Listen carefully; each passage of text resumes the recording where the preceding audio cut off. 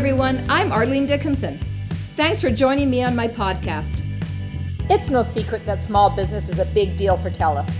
Earlier this year, TELUS helped make things better for small businesses through their pledge to stand with owners. In continuing their support for owners across Canada, they are excited to introduce the Owner's Advantage Plan, an exclusive mobility plan tailored to help business owners stay connected to their family, business, and community. The Owner's Advantage Plan offers a wide variety of benefits designed to provide greater value and more flexibility than ever before, including yearly device upgrades, endless data, same-day device repair, and access to on-demand virtual healthcare, all on the world's fastest mobile network in the world. Visit TELUS.com/ownersadvantage. Hello everyone, and welcome to this week's episode of Reinvention. Today, Arlene chats with platinum recording artist and iconic punk rock star Bif Naked. Born in secret to teenage parents in India and shortly after being adopted by American missionaries, Bif's life has been a constant reinvention from an early stage. Despite growing up through constant challenges and even surviving drug and alcohol abuse, Bif's creativity was an outlet which allowed her to find a way forward. Joining a punk rock band and being able to go on tour gave her the ability to reinvent her journey, and by the age of 23, became an international platinum-selling recording artist with her own label. On paper, hitting all these pinnacles at such a young age seems triumphant, but Bif continued to struggle with personal demons and overcame hardship all throughout her life.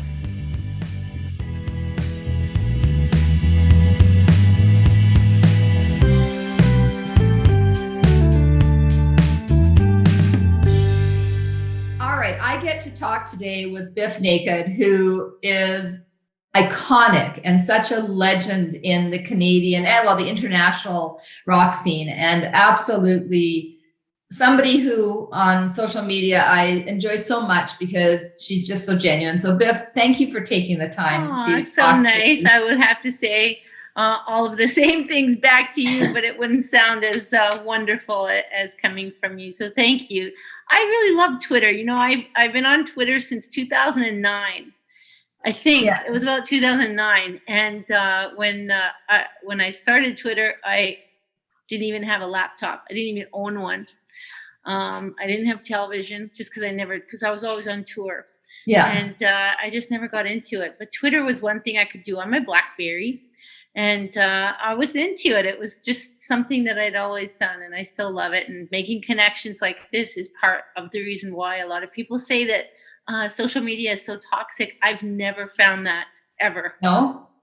Never. And even though, different platforms are very different as far as the audience goes, I always say most of the derogatory stuff that comes through my comment section almost always is on Facebook, and I fly under the radar for most of that stuff unless I'm advocating for anti-poverty stuff. Then I get a lot of hate, if you can believe it. But other than that, I fly under the radar. I do not find it a toxic place. I love making connections and making friends. It's like a big high school. It's true. You can hang out with the kids that aren't nice, or you can hang out with the good kids, right? It is like a big high school. It's like it's who 100%. You choose to hang with. Yeah. And I think you're right. Like I found on Twitter that I've learned how to just kind of close down the negativity. I mean, there's sometimes that I get trapped in it a little bit, and I'll respond to stuff, but I generally don't, because hey, there's always going to be somebody that's negative about something, right? And you don't have to have everybody agree with you. And I'm not there looking, it's not a popularity contest. I'm not trying to make everybody like me, because that's an impossible task. It is an impossible task. Sorry, I'm just plugging in my computer because I'm not very computer savvy. I've only actually owned 2 computers. This one is so old that it holds no battery. So I just had to plug it in. So tell me, you're an immigrant to Canada. You were born in New Delhi, right? That was all accidental. I had a gorgeous little friendly teenage birth mom. Yeah. Let me tell you, that stuff's genetic. And I love it. My parents adopted me. They were both United Methodist missionaries from South Dakota and Minnesota, but they weren't really there to do anything other than fix teeth. My dad was a dentist, and he was fixing teeth. He was working as a dentist, and my mom was just volunteering in their local ashram. And they were there for, almost all of the 60s. And before they left, they adopted my older sister a year before me. And then they adopted me because they were contacted by a well-meaning person through the United Church who knew of a Canadian family living in India, and their teenage daughter was going to give birth. And, the way my dad used to tell the story is that they were pegged as suckers because everyone knew they adopted a kid. So that he said, and so what he said to them was, well, if no one wants the kid, we'll take the kid. Like, basically, that's all. That's it. And there was nothing ever really that formal about it. They just kind of drove to New Delhi and picked me up 5 or 6 days after I was born, and then drove back to Bareilly with me, and that was it. They had no paperwork on me. They were just basically the white couple that walked into the hospital and were handed the white baby, and that was it. And so it was quite a mess of them trying to return to America 3 years later and get me out of the country because, of course, the authorities didn't really know if I was stolen or whatever they thought. So it was always interesting. And my dad always thinks it's really funny. But I was the only Canadian in my family. And that was something that I was fiercely proud of my entire life. So so tell me, did you know who your birth mother was? Like, did you ever expand or understand that, or no? I always knew I was adopted because my parents told us, and plus my older sister was adopted, plus she was a brown kid. She was an Indian kid. And, we always knew we were adopted. My younger sister was born a few years later. And my dad always said, anytime you have questions or you're curious, we can sit down and talk about it.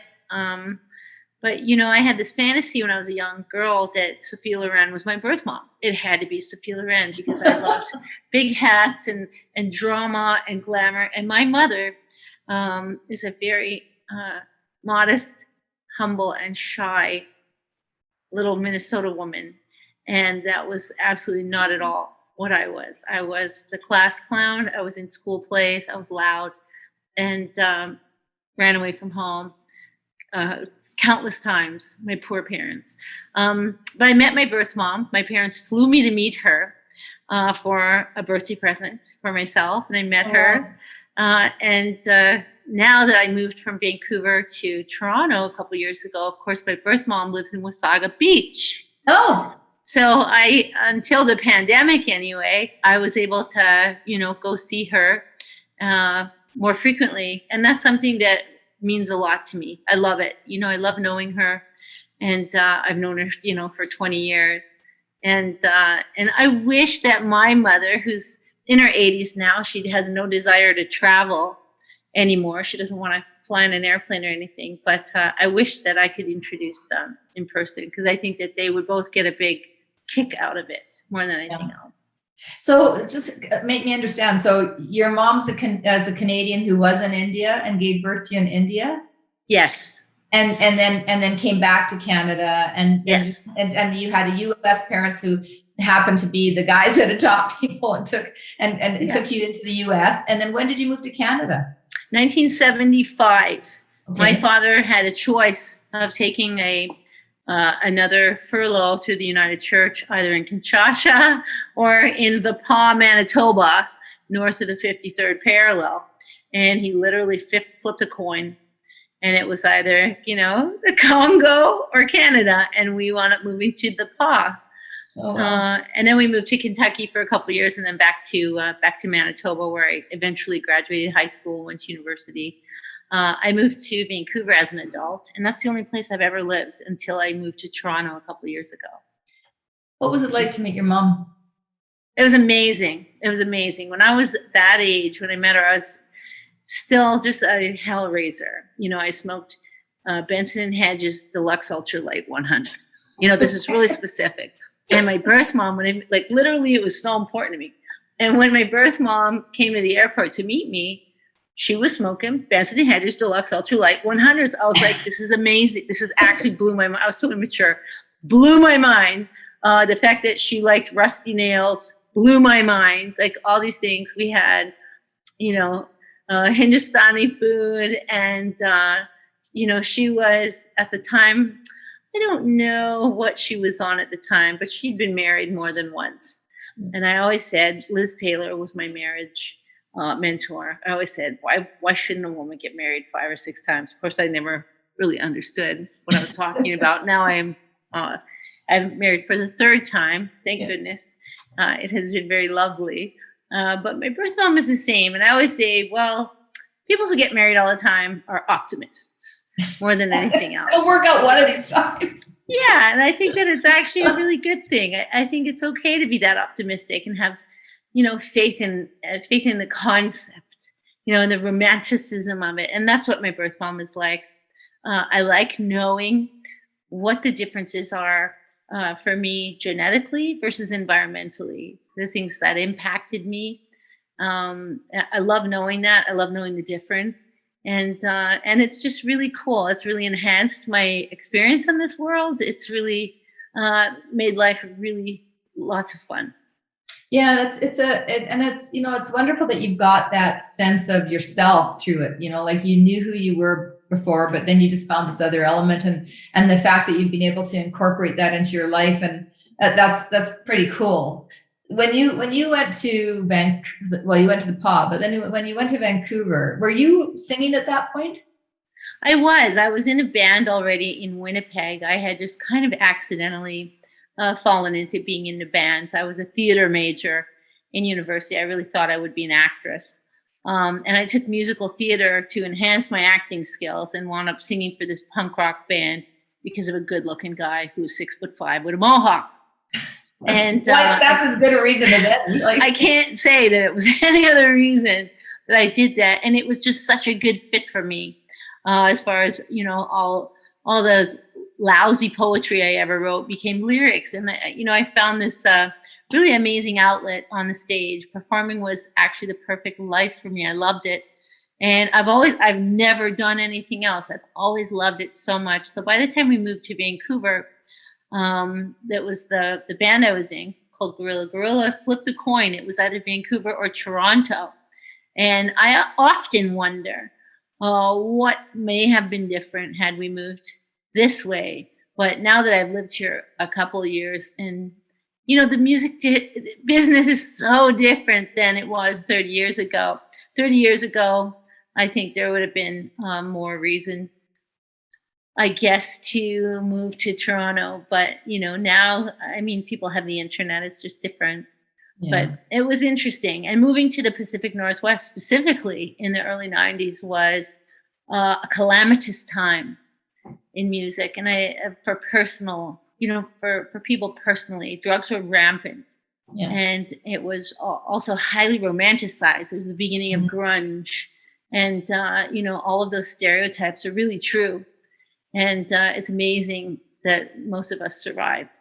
I don't even know how, but we did. Yeah. But that's interesting to me because that is exactly how I would, if I think about the punk rock scene and think about those times, I would have said, yeah, those, they were all high all the time. And, and even the musicians I've had the good fortune to talk to on the show, from Winnipeg, like Randy Bachman and like all of that, like they all talk about, and everyone I've spoken to in the musical world has spoken about exactly what you just said, which was there was so much pressure around the music scene being a specific type of scene. It was about kind of rebellion and not showing up as, the rest of the world showed up, and trying to, express yourself, and not just through music, but through your physicality and through your lifestyle. And how did you get out? Like, how did you go through that without it really impacting you, or did it impact you? It totally impacted me. I think that just like when I ran away from home, not the first time, but one of the most urgent times, how I got out of that unscathed, to me, is still quite remarkable. But I just knew it wasn't my destiny. I don't know much, but I just knew somehow that's probably not the path I meant to be on. And the same for me with drugs. 1991, 92, I always say, I was having a flirtation with hard drugs. But I think the truth is, I'm just lucky. I'm just lucky that I didn't get pulled into the undertow, because so many of my friends did and didn't survive. Yeah. And I just think, in many ways, it's almost like surviving breast cancer. If you survive drug use, there's a lot of survivor's guilt that happens that you don't even realize until you start losing people. And especially in this day and age, I just can't even imagine, being a young person today and messing around with drugs. You don't stand a chance. It's so deadly.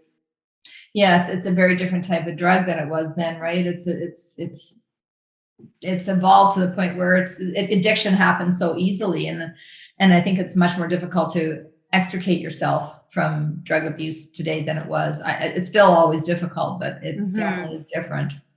Did it influence that time in your life? So just Vancouver, Gorilla, you're performing there. Where were you living in Vancouver? Were you up the Sunshine Coast, or were you right in the city? I was right in the city, and I went there married to the drummer in my band. And of course, that was short-lived, and I had to move in with a number of unsavory individuals. And somehow it worked out. I wound up getting a job that I had at the real estate board of Greater Vancouver in the printing shop. I had that job until I toured too much. So for 5 years, I worked in a print shop. And I knew that I couldn't drink alcohol at a show, because it was so hard for me as a female to be taken seriously in that world, that I just thought, I don't ever want to be misinterpreted, ever. And I know that if I have a headache, or if my voice is fatigued, then when we play the next night in Seattle, I'm going to come across as an amateur, and I don't want that. So, for me, it became really abundantly clear kind of early that I couldn't participate. And in hindsight, I laugh, because I think, wow, I was just so serious. But at the same time, I think that it was to my advantage eventually. Do you drink today? No. So you stopped drinking as a result of your career? And I was just never good at it, I just was never good at it. A tablespoon of beer, and I would talk too much, laugh too loud, and lose my voice. Like literally, that for me, that was the bottom line. And eventually it became kind of like a bit of a socio-political statement for me to make, and a lot of things that came with that. But it just worked, better for me not to. You sound like, when I think about what you're talking about that time, how old were you at that point? So I stopped doing hard drugs and drinking by the time I was 25. So in my early 20s. Okay. So you're in your early mid 20s, and you're going through all this change. And it just, when I listen to you, it sounds, all I can think about is how vulnerable you would have been. Like that, did you not feel really vulnerable in the 90s as a female in this scene surrounded by drugs and alcohol and all the influences? And like, did you ever feel like this is a lot for me as a woman? Or because I think women listening to this will want to understand how you had the strength. Well, I think that I always say I'm a tour mom, and that was really, rightly or wrongly, that was the role I always took. I was the only sober one, so I had to drive. Yeah. The band van. I would drive after loadout, and I would drive the drunken band and to wherever, whatever girl one of them met, so we could stay at her house. It was always the trick that we had as a young band. But, and I never felt like, I never felt daunted ever being a female. There were certain experiences I had where no matter what I did, we weren't taken seriously. But because we were kind of an anomaly in a way at that time, we got to play with bands like Bad Religion and No Means No and Fishbone. And there weren't a lot of other female-fronted bands at the time in that area. So I felt a great responsibility to all the other, young riot girl feminists. I felt like I was representing, and I really had to keep my shit together. Just always be eloquent, always be aggressive, on the stage, I had to be twice as tough to be considered half as tough. And that never bothered me. Same with being hypersexualized. I never really thought that was much of a problem. We usually thought it was funny. I don't know. We're a different generation, I guess, but I never took it personally. And I always knew that it was never personal. Misogyny is rampant in the music business. It always was. And I just never took it personal. I knew that it had nothing to actually do with me and had everything to do with society. So the easiest path for me was like, okay, well, that's too bad that you said that, but let's get on with the show. And literally that was always my way of coping, was just working harder. So when you fell in love with was it the lead singer, did you say, or the lead guitarist? The drummer. The drummer. Oh, yeah. When you fell in love with the drummer, you got married to him? Definitely. I mean, I used to joke about it a lot. I think I've been engaged 13 times. Or something. I feel kindred spirits. I love you right now. Because I always felt so badly, that someone would go out of their way to ask you that, and I was popular. I always say I was popular in high school. I was the girl that couldn't say no, and I can't say no to a marriage offer because I don't want to embarrass someone. But like, how can you say no to that? That's terrible. That person is being so vulnerable. I mean, of course, my second husband was probably a big lesson for me in many ways. But God bless. It took me a long time to get to God bless. The first one was 6 months. And then how old were you when you met the second one? Was the second one also? I was 36, and I met and married a young man who was a sports reporter in Vancouver. And probably 3 weeks after our wedding, I was diagnosed with breast cancer. Mm-hmm. And they always say, it's like saying God works in mysterious ways. And let me tell you, cancer is the big reveal. And it not only shows you who you are, it shows you who everyone else is around you. Yeah. And I was always very grateful for that insight, because it revealed to me that, maybe I was hasty in getting married to someone I'd known for 4 months, which was always my way. And again, I'm an optimist. But it was a turning point in my life for sure, in many ways. And it was the first vacation I'd ever had. I had played 200 shows a year at that point, it was like over 18 years, and never taken time off. There was never time off to take. And so I was very, very happy to stay home and do chemo, because it was better than going to work, which told me a lot about my job. Yeah. Yeah. How long were you married the second time? Well, let me think now. So I think it was under 3 years. And then, the first time I was married, obviously, I think that we got a 1-800 number type of divorce that cost both of us $150 or something like this. We had no assets, certainly. We were, young punk kids on welfare. But the second marriage I tried to peacefully extract myself from was much different. It was a much different experience for me. And, I learned this with a lot of the girls that I was in a cancer group with. It doesn't matter what you're going through as a woman, and particularly if you have cancer, because real life is still going to happen. Even if you think it's outrageous that it's going to happen, like, how can this possibly happen? I'm in chemotherapy. Like, how can this bad thing still happen on top of this? But it does, and it does all the time. And that was also a big lesson. It was really an interesting time in my life. I was turning 40. I feel like I became a woman, like an adult. I think cancer turned me into a woman, allowed me to embrace being a woman. It turned me into being an adult right away. It was very, very interesting. I wouldn't trade the time for the world. I would never change anything. But it was a lot of suck. Yeah. It was a lot of suck for a little while. But it was very interesting. So it sounds like you reinvented yourself in that period of time, like in terms of knowing who you were and what you cared about and what mattered to you. It sounds like cancer was kind of a moment of reinvention. Is that fair? I suppose so. And I think that anybody who goes through any kind of crisis, whether it's a car accident or a death or cancer, I think that, yeah, we have to adapt and we have to change not only how we're doing things, but our perception of ourselves.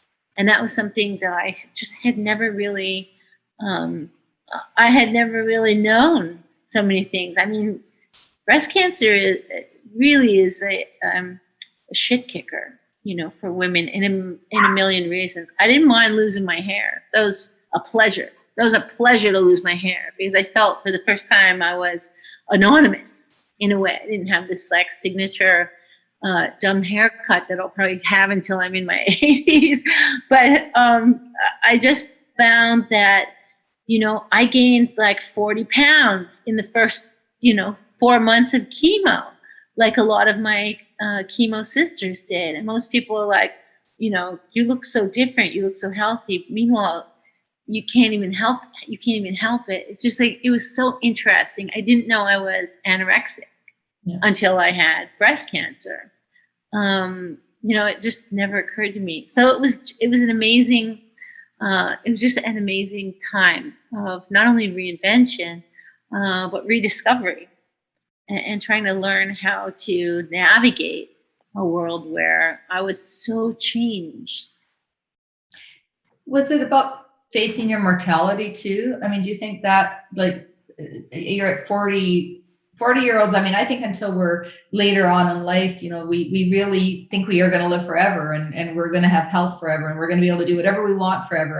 And then suddenly something happens. Like for you, cancer, I've had health scares.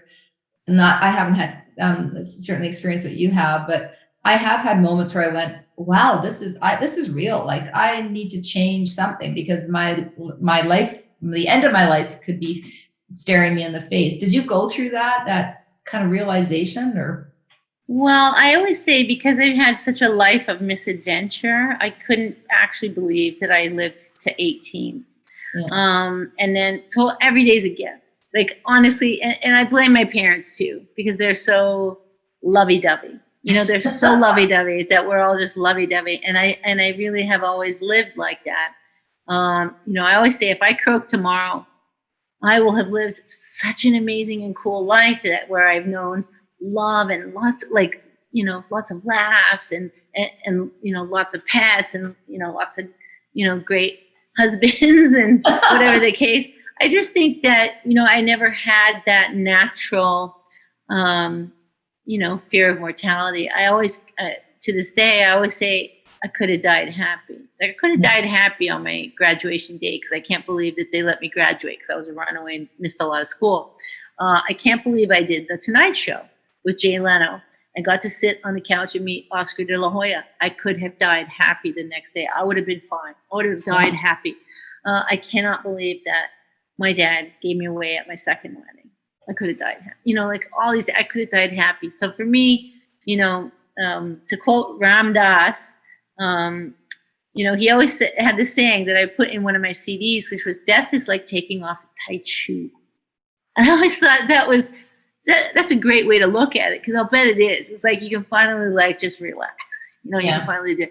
And so I probably have that weird sense of life and living. But the older I get, the more I want to live and the longer I want to live. And that's new for me. Because the older I get, the funnier I think everything is. And the more glorious everything is, more hilarious everything is. And that's something that I really enjoy. I enjoy thinking that way. Even if it's delusional. My husband always says that I'm quite delusional in these, in these things. I'm not going to say because he's a sourpuss, but compared to me, he's just very shy and introverted and very realistic. Whereas I'm effusive and gushy and, all these things. And I really enjoy life. I think that, no matter what we're going through, there's still a way somehow in each day that we can find the good. I love that, Biff. Like I love that because I feel the same. And I say to people all the time, you know, like I'm a very optimistic person. I always think, but I was taught to love life.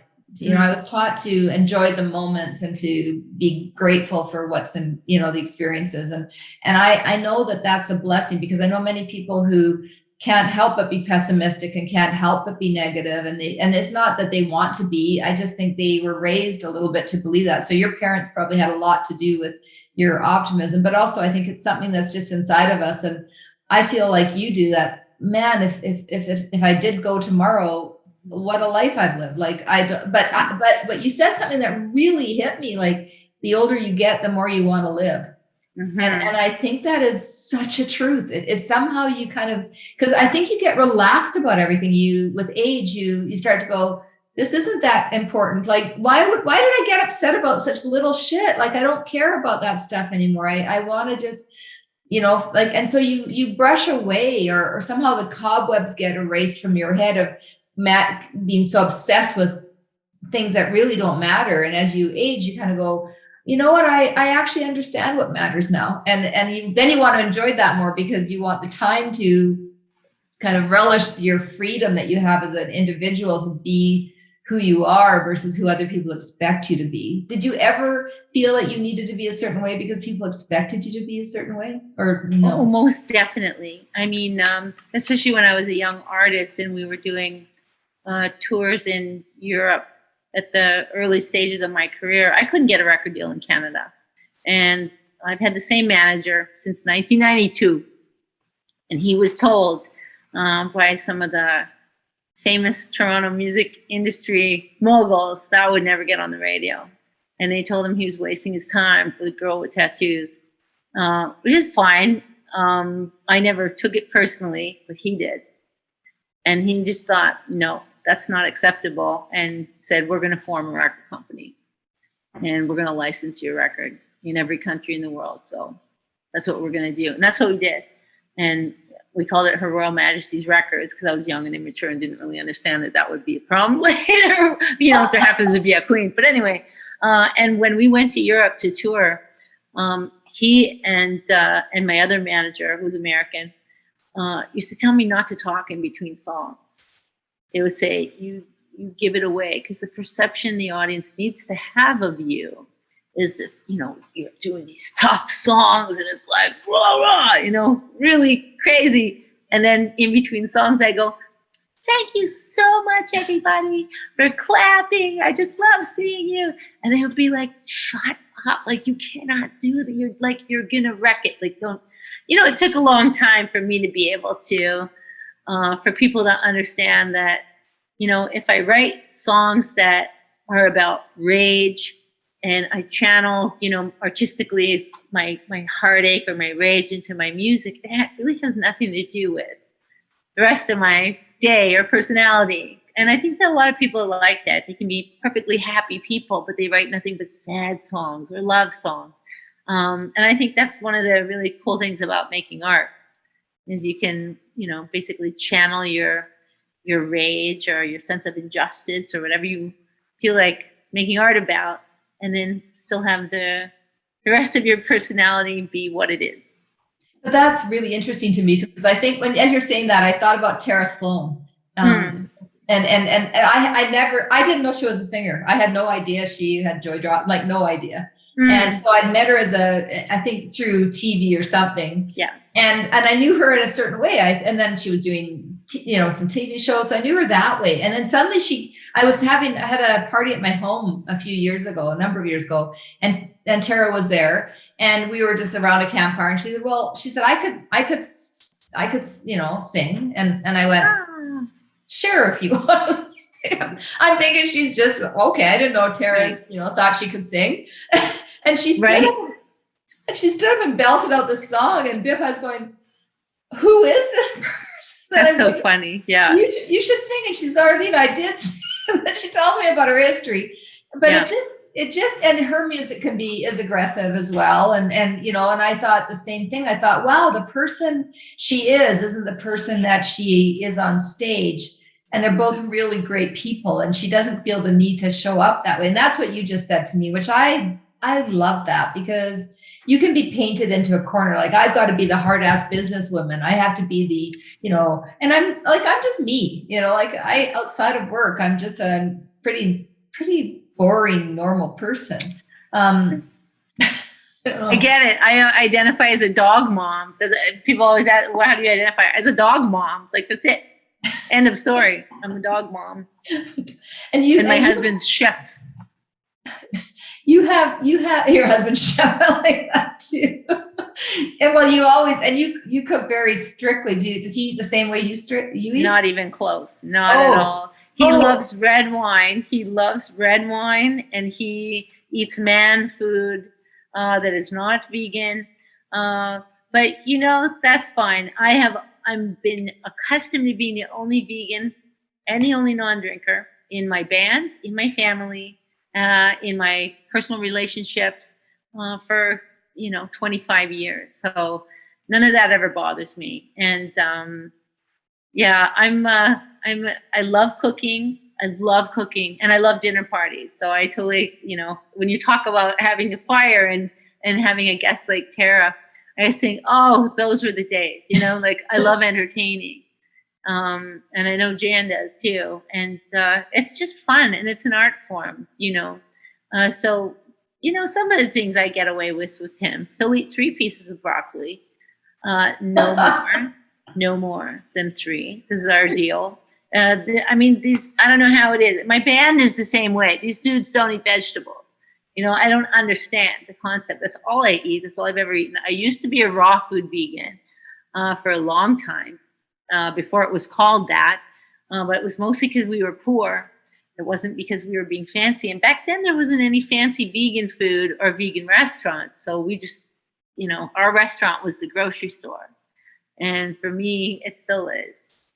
I haven't, as far as the pandemic and not eating in restaurants, the only restaurant that we've really eaten at in Toronto is an Indian restaurant where my husband gets vindaloo, even though he married me for my vindaloo. And then we moved here, and the chef from Banjara wrecked it, because that's all he wants is Banjara. But yeah, I don't know. I love cooking. And it doesn't bother me what someone eats. That's their deal. I've always looked at being vegan kind of like my religion in a way. And that's it. I have a lot of abolitionist vegan friends who really think I'm a little too light in the pants when it comes to, tolerating my friends and family and their life. But that's just how it is in my world. Maybe it's age, but I believe in letting people be who they want to be. You don't have to force anybody to be vegan or non-vegan or pescatarian or, whatever you're doing. You do you, do you, certainly I care about, I care about many topics that are related to this. And it's not to say that anybody shouldn't care about the planet or animals or anything. I'm just saying, I just don't know that there's a win in trying to enforce your views on anybody. Like, I just feel like that's never going to be a win in life. Like, because you can become so absolute that you become righteous. And I think when you become righteous, you lose the opportunity to understand human connections and why people do what they do. I don't know how to say this. I hate it when people, you are so beautiful. You genuinely, wow. You're so beautiful. And I watch it. I think, wow, she could have been you're beautiful. Like, I know your age, and I know, I think I know your age, but whatever is being published publicly, I know. But you're stunning. Like, do you ever feel like you're bless defined? You. Well, you are. Do you feel defined by your looks ever? I don't know. I have lots of friends who have basically had different experiences in their lives because they look different than I look. And for me, this is how I've always looked. I dyed my hair black when I was married to my first husband in 1990 because he messed around with a redhead. And I happened to have red hair at the time. And that was it. I went black hair because I was in mourning, dramatic mourning my marriage. And I have never changed it. And I always said, I looked at Liz Taylor and I thought, Liz Taylor had dyed her hair black, for her entire life. I'm going to do that. She also got married over 5 times. And I at the time thought I would do that too, but I'm not. Because my husband's too funny and cute. I could not survive without him. But I just think that getting older is very funny. I am starting to find it very funny to have wrinkles. I have a lot of girlfriends who get lots of shit in their face, and that's amazing. But I always say money looks good on women. And if you're like a Gen X kid like me, it's like, we didn't have that kind of money. So, now as we're all getting older, I always feel like I look like these old rocker broads that we used to see in North England when we would go tour over there. We were afraid of them all. We were petrified because they were very tough. They were very tough rocker broads. They, was that Xena warrior princess? Like they were just like really tough broads. And so now I think everything is funny. Like literally, it's very funny getting older. And there's nothing you can do about it. You might as well laugh and have fun, take the piss out of yourself and out of everyone else, because it's kind of funny.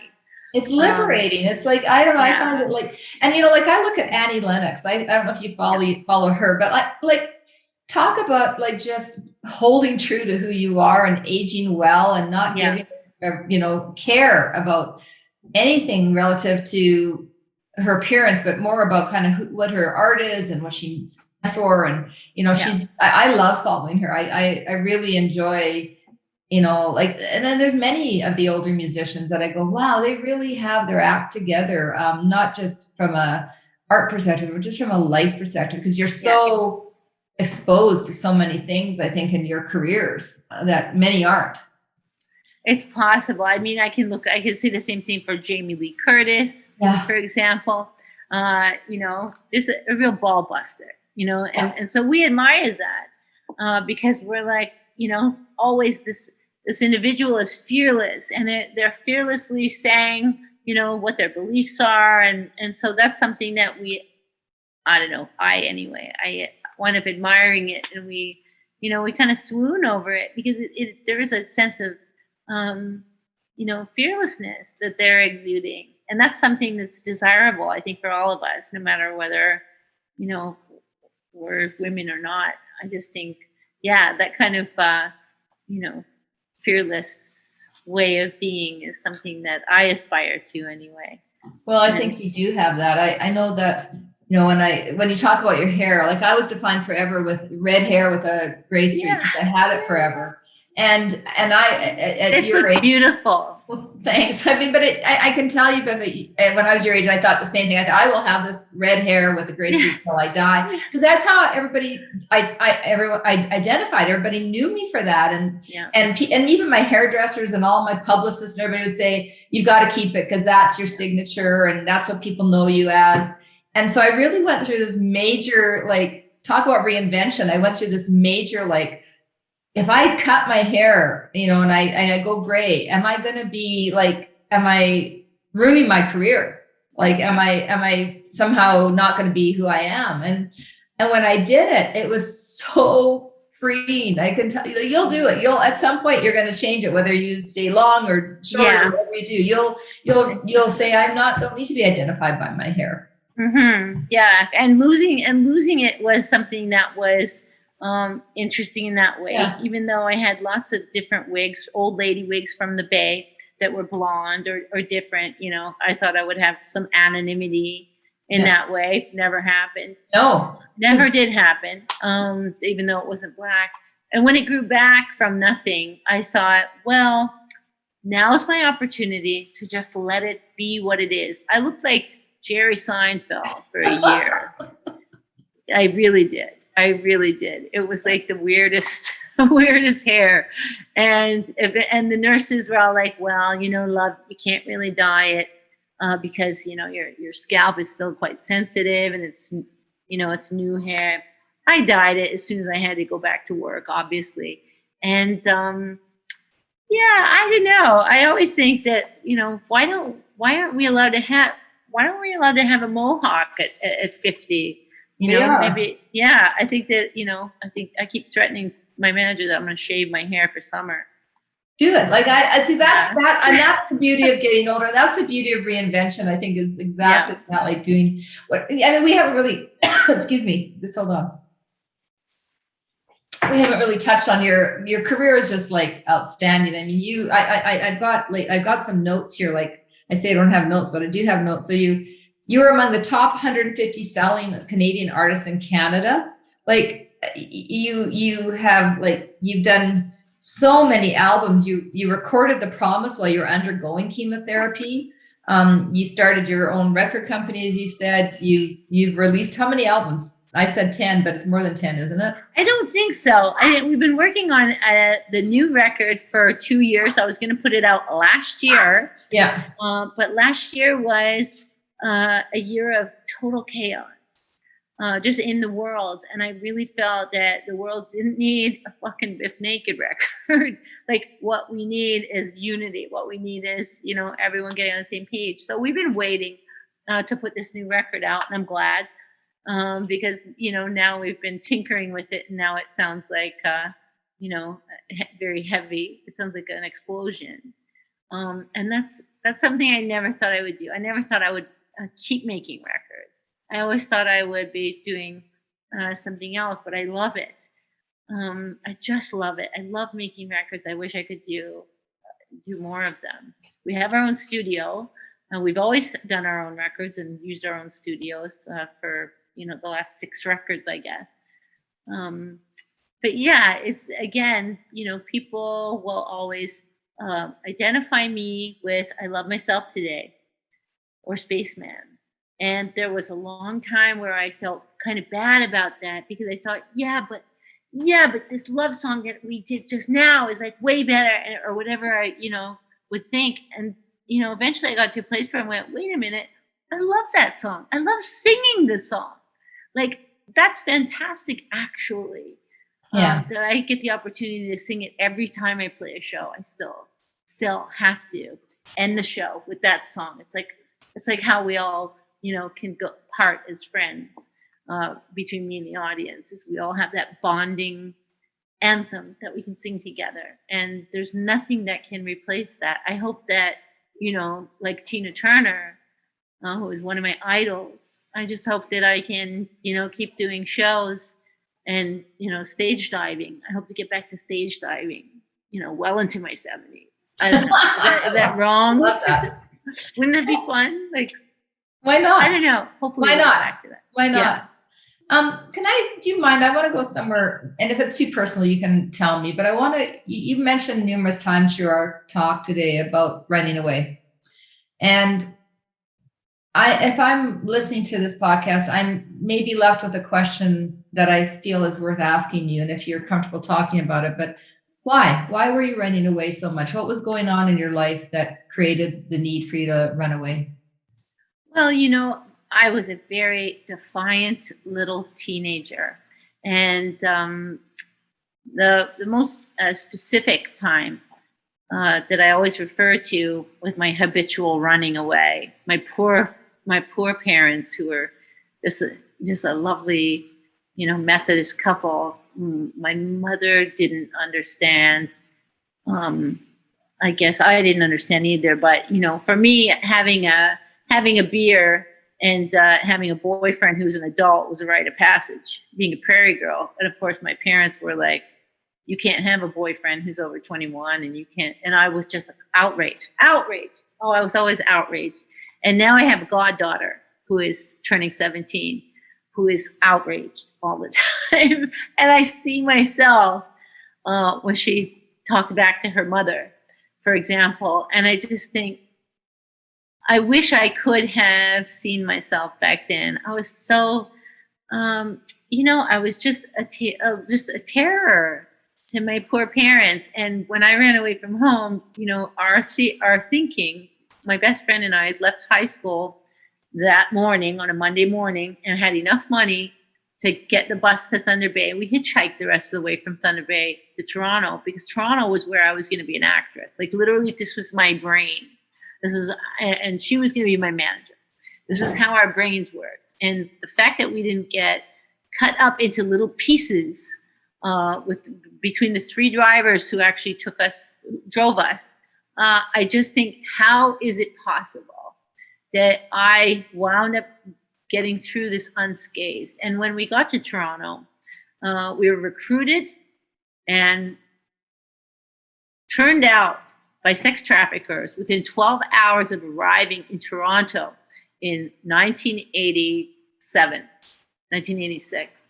And I just think, how is it possible? How is it possible that I was able to not only get out of that situation quickly, but, to get home? We had a cabbie, Norman Davis, a Toronto cabbie who I dedicated my first record to, saved our lives because we were in his cab and we said, we don't want to be with these people. Like, can you help us? He was so annoyed. He could have lost his job.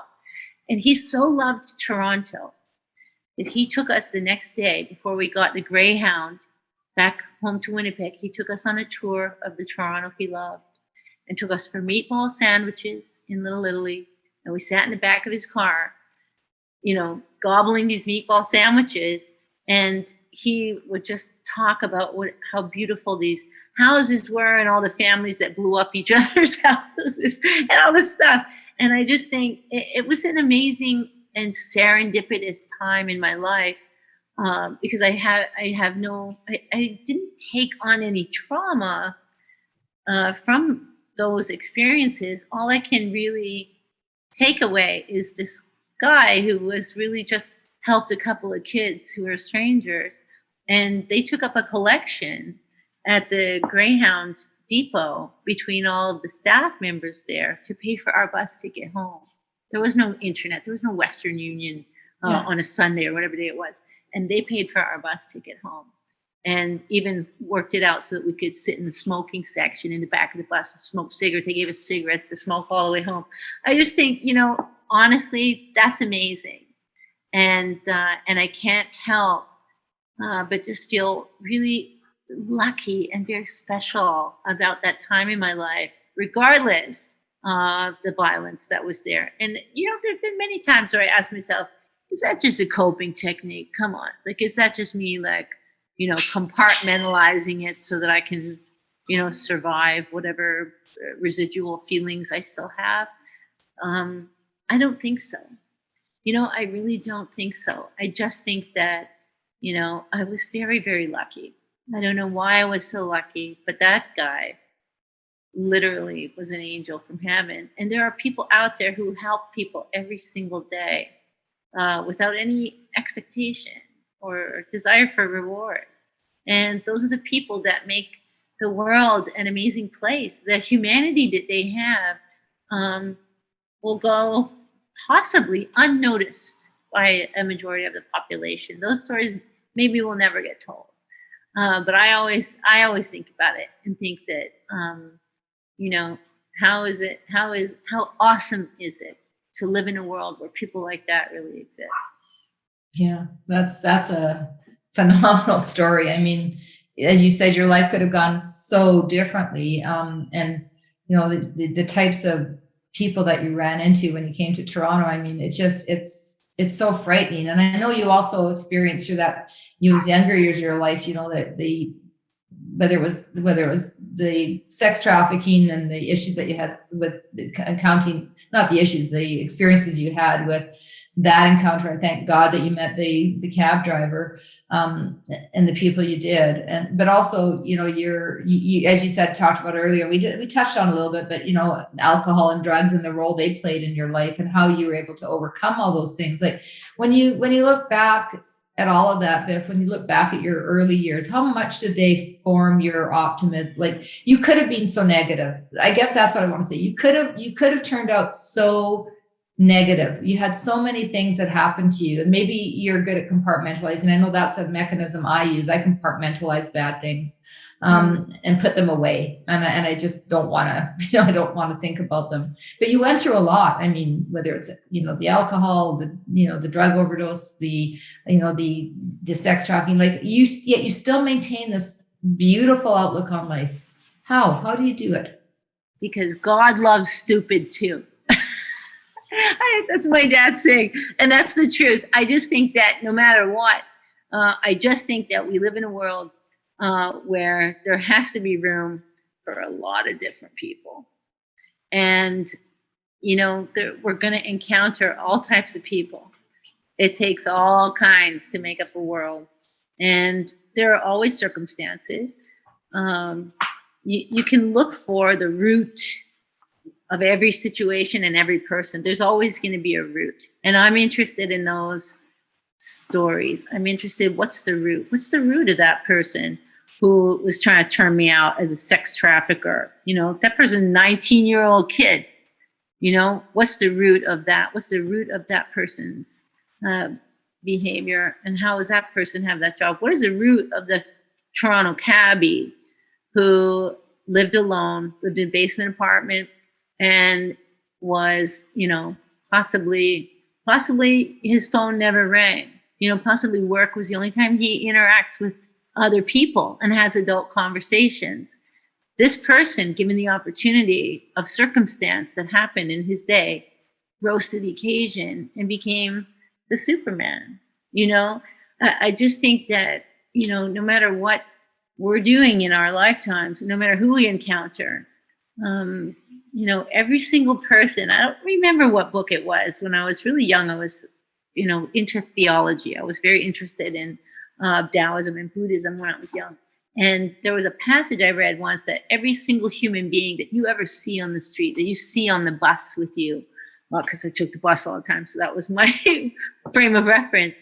Everybody has had those sobs, those choking, breathless, sobbing sorrow in their life. Every single human being has had that loss and despair and hopelessness. And I always just thought, wow, how does that not connect all of us? How are we all not connected in this way? We can all relate to one another. And I think that's something that's really profound and powerful and important. No matter what. I mean, I could talk about it forever and then think, well, yeah, but what about the bad people? I don't know. But the truth is, there's always a root, and so I just think that, how can we be anything but understanding or try to be compassionate with one another? People are messed up because messed up things happen to people. But there's still, guys like the cabbie that rise to the occasion. Even though they've never been put in that situation before, they have no frame of reference, they have no experience, yet they do absolutely the most noble and true thing. And that's true to the core of who they are. And I think all human beings have that in them. It's a perfect way to frame all of that. I mean, you could have been a victim. You could have led your life as a victim and said, these horrible things happened to me. And I had no control over them, but you've turned it all around into thinking about, I love how you centered on the cab driver and where did he come from and how did he live his life, and with the gratitude that you exude. It's just so refreshing, Bif. It's just so lovely to hear that you figured out how to go, all this stuff happened to me. Yes, but I can stay there. I can think about all the why is it, what's going on with these people and what do we share in common as opposed to what have they done to me? And I think that's just such a great lesson for anyone trying to reinvent themselves, that you won't ever reinvent yourself or be who you can be if you live your life always feeling like it's somebody else's fault that you are where you are. That's right. Don't say why me, say why not me. Exactly. I love that. That's a perfect way to end our conversation. I didn't even get, you have so much to talk about. I could have talked to you for hours, and I'm sorry I didn't even get to all of the stories. I was just so fascinated with everything you were saying about it. I really love this woman, and I do. I think the world of you. Is there anything you want to say to the audience about anything that before we go? Anything? Well, I like your books. I'm going to say that much. I like your books. Thank you. And yeah, I guess, we have to return to a world where we can have dinner parties so that we can continue this conversation. I would love to. Well, thank you so much for taking the time, Bif. And I look forward to maybe part 2. Maybe we have a part 2 conversation, because there's so much to say, and thank you. I would love that. Thank you. One of Bif's most popular songs, I Love Myself Today, encompasses a foundational piece to her success: harnessing the confidence to be able to move forward. Constantly finding herself in unsavory situations, her desire to reinvent always trumped falling victim to her circumstances. And while she may have fallen a few times, absorbing lessons from each of these situations has made her the indestructible woman she is praised for today. All of our lives take different roads, but the common denominator in each are those unavoidable roadblocks. Taking detours is sometimes necessary in the bumpy journey we call reinvention. Stay safe and stay human. Thanks for listening, everybody. This podcast is made possible by the great folks at Venture Communications. Thanks to our engineers, writers, producers, and all the folks who work really hard to bring you these great stories of reinventions each and every week.